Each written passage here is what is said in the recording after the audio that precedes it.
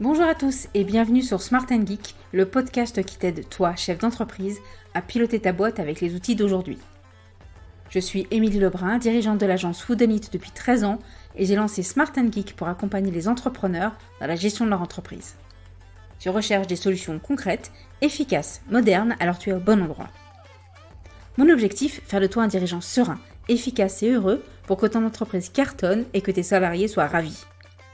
Dans ce podcast sans langue de bois, on parle télétravail, management, organisation, trésorerie, bref tout ce qui touche à ton entreprise.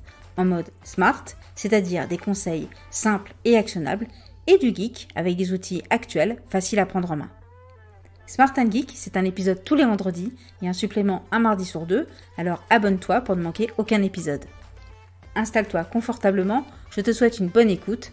Smart & Geek, c'est maintenant.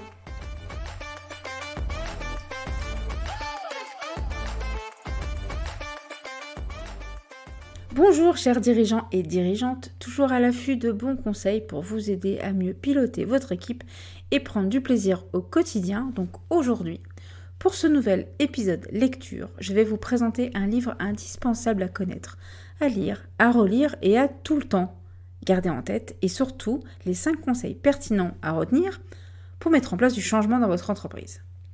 Je vais vous parler d'Alerte sur la banquise de John Kotter et de Holger Rathgeber, j'espère que je prononce ça correctement. Et non, il ne s'agit pas d'un ouvrage sur l'état de la planète, sur l'écologie et l'urgence de revoir nos habitudes, mais d'un ouvrage sur la conduite du changement, qui a été vendu à plus d'1 million d'exemplaires depuis 2008, sa date de parution. Donc, Alerte sur la banquise, déjà je préfère vous prévenir, ne soyez pas surpris, il s'agit en fait d'une fable sur une colonie de pingouins. Et si, je vous assure que cette colonie de pingouins vous sera plus qu'utile pour votre entreprise. Donc l'intérêt des fables, c'est que non seulement c'est plus facile à lire, mais généralement on retient facilement ce genre d'histoire, et puis ça fait des petites histoires un peu à raconter autour d'une machine à café. Donc j'ai très souvent pris ce livre en exemple, parce que très clairement, l'histoire de cette colonie de pingouins, que ce soit dans mon agence, en coaching, quand j'accompagne des dirigeants, ou même en soirée, vous allez voir à quel point cette histoire de colonie de pingouins fonctionne et est totalement applicable, quelle que soit sa situation, dès qu'on a besoin de réfléchir à la conduite du changement. Donc revenons à nos pingouins et à l'histoire du livre au final. Donc il était une fois une colonie de pingouins qui vivait depuis très longtemps sur le même iceberg, et qui n'avait aucune raison d'en changer puisque tout allait bien. Mais un jour, il y a un pingouin qui s'appelle Fred, et lui, il est persuadé, contrairement à tout le monde, il est persuadé que la banquise est en train de fondre, et qu'il faut donc absolument agir. Donc il va tenter de persuader toute la colonie qu'il faut faire quelque chose. Donc il va essayer de convaincre Alice, la pingouin, la responsable qui a plutôt l'écoute, le pragmatisme.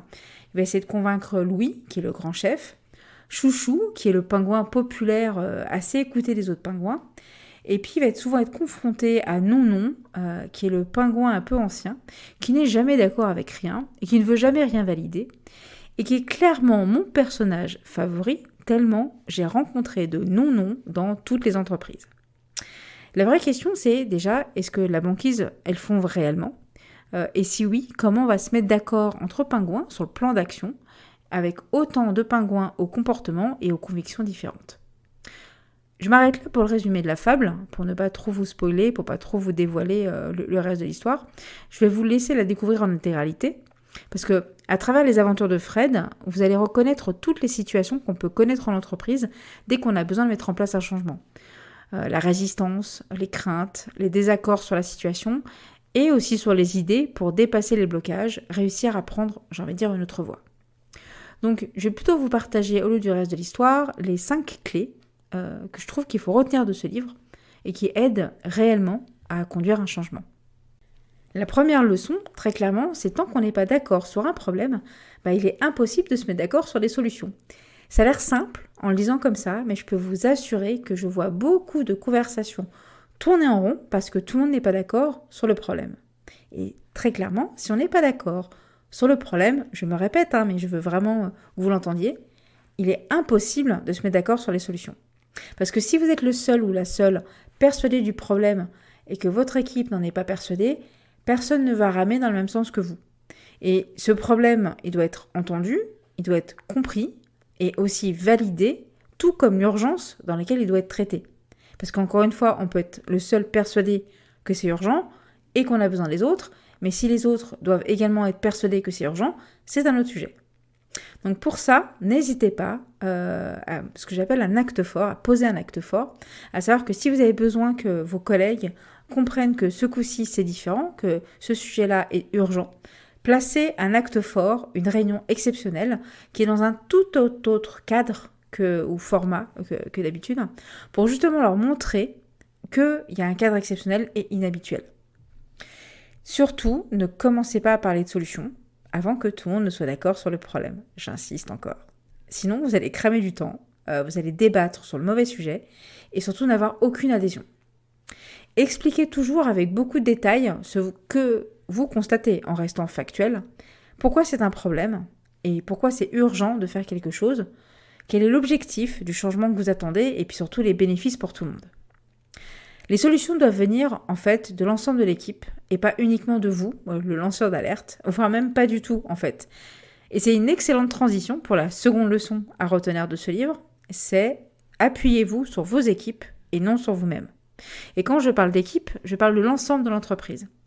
Échangez sur les solutions avec des collaborateurs qui disposent des compétences et des responsabilités adéquates par rapport à l'urgence remontée, ça c'est très bien, ça vous permet de mettre en place une stratégie rapidement, mais il faut aussi impliquer chaque personne de l'entreprise et surtout en leur laissant de l'autonomie au maximum.